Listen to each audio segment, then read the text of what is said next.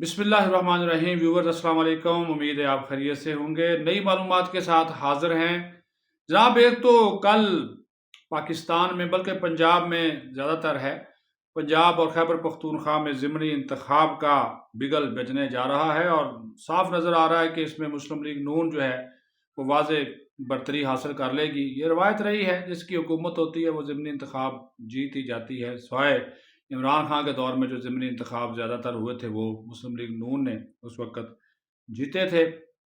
13 हलकों में ये इंतखाब हो रहे हैं। 6 कौमी असम्बली के हैं, 7 सूबाई असम्बली के हैं। सूबाई असम्बली के 7 हलके जो हैं वो सारे के सारे जो हैं वो पंजाब में ही हैं और 6 में से 5 जो हैं वो कौमी असम्बली के पंजाब में हैं और एक जो है वो हरीपुर में उमर अयूब वाला जो हलका है। ये वो हलके हैं जहाँ पर पीटीआई के जो एमपी एमएनए थे वो 9 मई के वाक़यात में मुलव्वस होने की बिना पर नाअहल हुए, उनको सज़ाएँ हो गई और वो अपनी नशिस्तों से हाथ जो है वो धो बैठे। फैसलाबाद है, इसके बाद जड़ांवाला है, मियाँ वाली है, लाहौर है, हरीपुर है, जहाँ पे ये इलेक्शन जो है वो होने जा रहे हैं। चीचा वतनी का इलाका है, साहिवाल के इलाके हैं, वहाँ पे भी होने जा रहे हैं। तो ये जनाब कल सुबह 8 बजे से लेकर 5 बजे तक जो है वो पोलिंग होगी और उसके बाद फिर रिज़ल्ट आएँगे तो आपको अंदाज़ा खुद भी हो जाएगा। लेकिन अब तक जो सर्वे हैं वो साफ बता रहे हैं, क्योंकि काफ़ी काम-शाम भी नून लीग वालों ने किए हैं, तो वो यही बता रहे हैं कि ये इलेक्शन वो जीत जाएँगे। अलबत्ता कहा जा रहा है कि जो लाहौर में 1 टू 9 की सीट है हाफ़िज़ नोमान की, वहाँ पर एक आज़ाद उम्मीदवार है पीटीआई के हमायत याफ़्ता अरसलान साहब, जो कि भांजे हैं हम्माद अज़हर के करीबी अज़ीज़ हैं, वो टफ मुकाबला देंगे। और फिर हरीपुर में उमर अयूब की जो अहलिया हैं वो इलेक्शन लड़ रही हैं। वो कहा जा रहा है कि वो बाबर नवाज़ खां को टफ टाइम देंगी। देखते हैं कल क्या रिज़ल्ट आता है। जबकि मुस्लिम लीग नून का ये दावा है कि वो क्लीन स्वीप करेंगे और सारी की सारी कौमी असम्बली की और सूबाई असम्बली की नशिस्तें हैं वो जीत जाएंगे। तहरीक इंसाफ वाले ज़ाहिर है अगर हार गए तो वो धांधली का इल्ज़ाम तो पक्का है, वो तो फ़ौरन आ जाएगा। तो वो उससे तो पीछे नहीं हटेंगे, वो फ़ौरन जो है वो इल्ज़ाम जो है वो लग जाएगा। तो इसके लिए तैयार रहना चाहिए। कोई इस किस्म की बात नहीं है कि जनाब जो हारने वाला होता है पाकिस्तान में हमेशा से ये एक अलमिया रहा है कि जो भी हारता है वो अपनी हार को कबूल जो है वो नहीं करता है। ये एक रहा है हमारे यहाँ, रवायत नहीं है कि हम जो हार को दिल से कबूल करें, बल्कि हम सबसे पहला इल्ज़ाम यही लगाते हैं कि इसमें धांधली हुई है, इसमें 2 नंबरी हुई है, जालसाज़ी हुई है, वोट जो है वो चुराए गए हैं, चोरी किए गए हैं। फिर उसके बाद फॉर्म 47, 45 उसके नारे-शारे जो है वो बजना शुरू हो जाते हैं। चाहे वो उसमें अवाम ने जो वोट डाले होते हैं उसको कोई नहीं वो अहमियत देता, हालाँकि अहमियत अवाम के वोट की ही होती है। चलें जी, कल शाम तक जो है, इस वक़्त तक जो है वो रिज़ल्ट आ जाएगा तो पता चल जाएगा, कटी-कट्टा निकल आएगा। यही घोड़ा है, ये मैदान है, तो सब हाज़िर हैं जी, उम्मीदवार भी हाज़िर हैं और मैदान भी हाज़िर है। इलेक्शन कमीशन ने इंतज़ामात काफ़ी सख्त किए हैं और फ़ौज भी तलब कर ली गई है, रेंजर्स भी है, पुलिस भी है। पहली जो क़ायदो-ज़ाब्त बनाए गए हैं, पहली जो लेयर है वो पुलिस की है, दूसरी रेंजर्स की है और तीसरी स्टैंड बाई जो क्विक रिस्पांस फ़ोर्स के तौर पर जिसको स्टैंड बाई रखा गया है, वो फ़ौज है, ताकि अमन-ओ-अमान की जो सूरत-ए-हाल है उसको बरकरार रखा जाए, ख़ातो वाक़यात को काबू में रखा जाए और कोई बदअमनी ना हो, जिसकी कोई मुख्तलिफ़ किस्म की जो रिपोर्ट्स हैं वो आई हैं। नहीं जी, बड़ी वो ले-दे हो रही है। दूसरी जो खबर है वो आपके साथ शेयर करनी है, वो है इंडिया में वावेला मचा हुआ है। कल उनका वो तेजस गिर गया और उसमें एक पायलट जो विक्रम सिंह विंग कमांडर था वो बेचारा हलाक हुआ। तो उसके बाद वहाँ पे सफ़े मातम बिछी हुई है इंडिया में और एक दूसरे को इल्ज़ाम दे रहे हैं। लेकिन अभी जो भारतीय के कुछ जो दानश्वर हैं, कुछ जो उनके तज्ज़ियाकार हैं, वो तो जनाब वो एक हमारे यहाँ जो है ना वो एक कहावत है पंजाबी की, डिग्गिया खोते तो गुस्सा में हारते। तो वही हाल इंडिया वालों ने वो किया है कि जनाब दुबई एयर शो में इनका त्यारा गिरा। तेजस इनकी अपनी करतूतों की वजह से, तकनीकी खराबी की वजह से, ट्रेनिंग ना होने की वजह से, और इल्ज़ाम लगा दिया अमेरिका पे। इल्ज़ाम लगा दिया अमेरिका पे कि अमेरिका की वजह से ये हमारा त्यारा गिरा। वो 2 जो वारदातियाँ नहीं है, अर्नब गोस्वामी, वो बड़े मशहूर हैं, वो आते हैं, इनका एंकर-शैंकर है। एक वो general Bakshi, general retired Bakshi, वो लंबी-लंबी मूँछों वाला, सफ़ेद मूँछों वाला, और जो हर वक़्त जनाब वो बड़ा बोलता है और धमकी अमेज़ अंदाज़ में बात करता है और पाकिस्तान को तो हमेशा वो पीछे पड़ा रहता है। इन दोनों ने ये कहा کہ جناب اگر امریکہ ہمیں وقت پر یہ جنرل الیکٹرک کا جو انجن جہاز اس جہاز میں نا تیجس میں امریکن کمپنی ہے جنرل الیکٹرک GE کہا جاتا ہے 404 انجن اس میں استعمال ہوتا ہے. باقی ٹیکنیکل باتیں تو وہ ماہرین جاتے ہیں لیکن چونکہ یہ اس میں لکھا ہوا تھا کہ GE 404 انجن جو تھا انہوں نے ان دونوں نے کہا کہ چونکہ ہمیں یہ دیا نہیں ہے انجن بر وقت امریکہ نے تو اس وجہ سے ہمارا یہ جہاز جناب گر گیا. آپ اندازہ کریں. اور وہ جنرل بخشی اس سے بھی آگے چلا گیا. اس نے کہا کہ جناب اب تو آپریشن سندور 2 کسی وقت بھی ہو سکتا ہے, ہمیں یہ جنرل الیکٹرک کے جو انجن ہے وہ چاہیے, اور ہم نے تو $1 ارب ایڈوانس میں ادا کر دی ہے لیکن ابھی تک ہمیں 2 انجن ملے ہیں. اب آپ اندازہ کر لیں ابھی تک 2 انجن ملے ہیں. تو وہ ابھی جناب اب یہ اس میں دیسی ساختہ ہوم میڈ بڑا یہ کہتے تھے نا, وہ کل بھی ہم نے بات کی تھی کہ یہ ہماری خود انحصاری کا نمونہ ہے تیجس. ٹھیک ہے جی. وہ ایک لفظ تھا وہ جو کل میں نے استعمال کیا تھا کہ آتم برناتنم, پتہ نہیں وہ ہندی زبان کا لفظ تھا کہ وہ جناب یہ اس کا مطلب ہے کہ خود انحصاری. تو وہ جناب اب وہ سارا الزام لگا دیا امریکہ کے اوپر. ہاں جی, اپنی نااہلی چھپانے کے لیے. حالانکہ پوری عوام, بھارتی عوام جو ہے نا وہ تھو کر رہی ہے. دفاعی خریداریاں, فوجی خریداریاں, اس میں کرپشن, امبانی گروپ ہے وہاں پہ جتنے بڑے سرمایہ کار ان کو یہ ٹھیکے دیتا ہے مودی, اس میں سے وہ مال کھاتے ہیں, کمیشن کھاتے ہیں.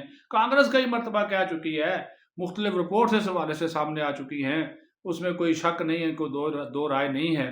تو وہ جناب وہاں پہ انہوں نے اچھا خاصا اب یہ وویلا مچایا. تو وہی ہے نا کہ بات کہ جناب ڈگیا کھوتے تو غصہ کمیں ہارتے ہیں کہ جہاز تھوڑا خود تھوڑیاں کرتوتاں دے ڈگ پہ تو تسی جناب امریکہ کو الزام دے رہے ہو. ابھی ٹرمپ کا اس کے اوپر بیان آ گیا نا تو وہ ویسے ہی وہ جناب لگا ہوا ہے. 7 طیارے تو ہم نے کرا دیے تو ابھی 8واں یہ تباہ ہو گیا. تو وہ اس نے اس پہ بھی بات کر دینی ہے, دیکھ لیجئے گا آنے والے دنوں میں. وہ ٹرمپ کی نہیں باز آنے والا, وہ اس پہ بھی بات کر دے گا, آپ دیکھ لیجئے گا, وہ نہیں باز آئے گا. تو وہ تو یہ تو حال ہے یہاں پہ. اور یہ اب اپنی وہ خفت مٹانے کے لیے کبھی ادھر الزام لگاتے ہیں کبھی ادھر الزام لگاتے ہیں, جبکہ مکمل طور پر نااہلی ہے, کرپشن ہے, دفاعی خریداریاں وقت پر نہ ہونا ہے, ٹریننگ کا ان کا معیار, اور پھر سب سے بڑا پروفیشنلزم, اور پھر جس طرح ہمارے ہاں ہمارے پائلٹوں کے اندر جذبہ ایمانی ہے وہ ان کے اندر ہے نہیں. یہ ہے اصل بات. عقیدے کے ہم پکے مسلمان, لا الہ الا اللہ محمد رسول اللہ صلی اللہ علیہ وآلہ وسلم کہنے والے. یہ بتوں کو پوجنے والے یہ کیا جانے جی ان چیزوں کی کرامات. اللہ کی مدد ثابت ہوتی ہے جب نعرہ تکبیر اللہ اکبر ہم بلند کرتے ہیں. تو وہ پھر ہمارے جس طرح نعرہ تکبیر اللہ اکبر سے نعرہ بلند کرتے ہیں نا, اسی طرح پھر ہمارے جہاز بھی بلند اسی طرح سے ہی ہوتے ہیں.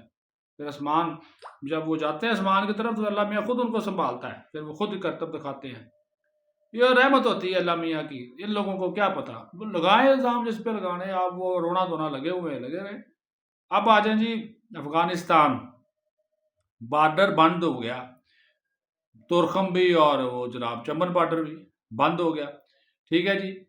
تو ابھی افغانی یہ کہہ رہے ہیں جی او پاکستان میں تو پھل بڑے مہنگے ہو گئے جی, وہ سیب بڑا مہنگا ہو گیا جی, انگور پاکستانی نہیں کھا سکیں گے, کوئی انار نہیں کھا سکیں گے, وہ جناب ادھر ڈرائی فروٹ نہیں کھا سکیں گے, وہ پاکستانیوں کو جناب آپ بھوکے مریں گے جناب. بالکل کچھ بھی نہیں ہوا. بھائی افغانستان کو نقصان ہوا ہے اور مسلسل نقصان ہو رہا ہے.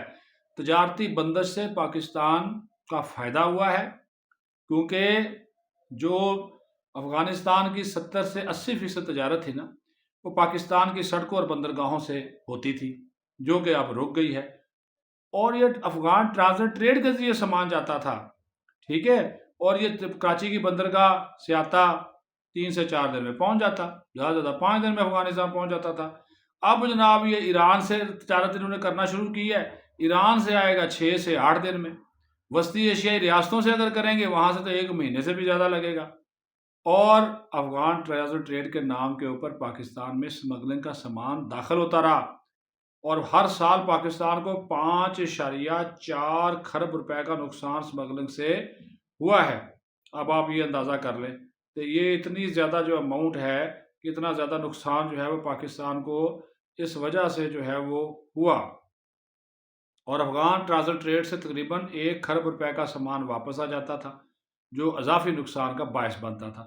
اب تورخم کی تورخم کا جو بارڈر ہے اس کی بندش سے 1 ماہ میں افغانستان کو $45 ملین کا نقصان ہوا ہے, اور چند ہفتوں میں افغانستان کے لیے تمام سرحدوں کا مجموعی نقصان $200 ملین سے تجاوز کر چکا ہے۔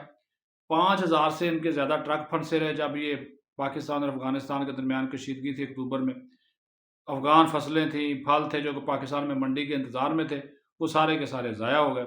اب ایران کے راستے تجارتی لاگت ان کی بڑھ گئی ہے 50 سے 60%، اور ہر کنٹینر کے اوپر ایرانی اضافی $2500 اضافی کرایہ لے رہے ہیں، اور ادویات کی ترسیل بھی متاثر ہوئی ہے کیونکہ 50% ادویات ادھر سے ادھر جاتی تھی، اور یہ نعرے مارتے ہیں، بڑے دعوے کرتے ہیں سوشل میڈیا کے اوپر، افغانستان ادویات کی تیاری میں خود کفیل ہو گیا۔ کچھ بھی نہیں، بالکل زیرو۔ وہاں پہ تو بنتی نہیں ہے، وہ اے آئی کے ذریعے پتہ نہیں کون سے ملک کی فیکٹری دکھا کے اپنے وہ دکھا رہے تھے، جو جی وہ ان کے 4-5 وہ لوگ انہوں نے ٹوٹرو رکھے ہوئے ہیں سوشل میڈیا کے اوپر، وہ لگے رہے جی پاکستان کو بڑا نقصان کر دیا جی، اور پاکستانی اب پھل کہاں سے کھائیں گے؟ جی رہے ہیں، کھا رہے ہیں، موج میلہ، سیب بھی کھا رہے ہیں، انار بھی کھا رہے ہیں، تھوڑے مہنگے ہو گئے ہیں لیکن کھا رہے ہیں جی، جنہوں جو وہ افورڈ کر سکتے ہیں وہ کھا دو۔ اب پہلے پاکستانی قوم کون سی وہ ڈرائی فروٹ پہ زندہ تھی، اور بھی بڑے جناب کھانے پینے کے ان کے جو ہوتے ہیں نا طریقہ کار پاکستانیوں کا۔ پاکستانی بڑے چکاڑی آدمی ہے، یہ نہیں ہے وہ تو، یہ تو یار وہ روکی سوٹی بھی کھا لیتے ہیں، وہ پیاز کے ساتھ کھا لی، بوری کے ساتھ کھا لی، جناب وہ اس کے لیے کہ ڈرائی فروٹ کے نہیں ملا تو جناب کیا ہو گیا۔ اچھا جی، جب سمگلنگ رک گئی تو 2 لاکھ سے زیادہ افغانی خاندان وہ متاثر ہوئے جو سمگلنگ، بیک فلو اور انڈر انوائسنگ سے وابستہ تھے، اور پاکستان کا جو پاکستانی ہیں، جس طرح میں نے کہا میں بیٹھا ہوں، آپ لوگ بیٹھے ہوئے ہیں، ان کی زندگی پہ کوئی اثر نہیں پڑا، ٹھیک ہے نا جی، بلکہ جو لگژری سامان جو تھا یہ افغانستان سے سمگل ہو کر وہ بنیادی سامان تو ہوتا نہیں تھا، لگژری سامان ہوتا تھا، اور زیادہ تر وہ ہوتا تھا جو افغان ٹرانزٹ ٹریڈ کے ذریعے آتا تھا۔ پاکستان کے پاس سی پیک کے راستے موجود ہیں، چین کے ساتھ براہ راست زمینی راستے موجود ہیں، اور تجارتی بندشیں اسمگلنگ نیٹ ورک تو نہیں، تجارتی بندشیں انہوں نے کہا کہ جو اسمگلنگ کے نیٹ ورک ہے یہ ٹوٹیں گے، اسلحہ اور منشیات کی جو ترسیل ہے وہ بھی رکے گی، اور خاص طور پر جو طویل المدتی یعنی کہ 5 سے 10 سال میں پاکستان کو بھی اس کے فوائد جو ہیں وہ حاصل ہو جائیں گے، اور خاص طور پر جو سی پیک کے ذریعے، اور اب افغان طالبان کو یہ فیصلہ کرنا ہے کہ جناب انہوں نے دہشت گردوں کو تحفظ دینا ہے، یہ پاکستان کے ساتھ مل کر ترقی کے سفر میں شامل ہونا ہے۔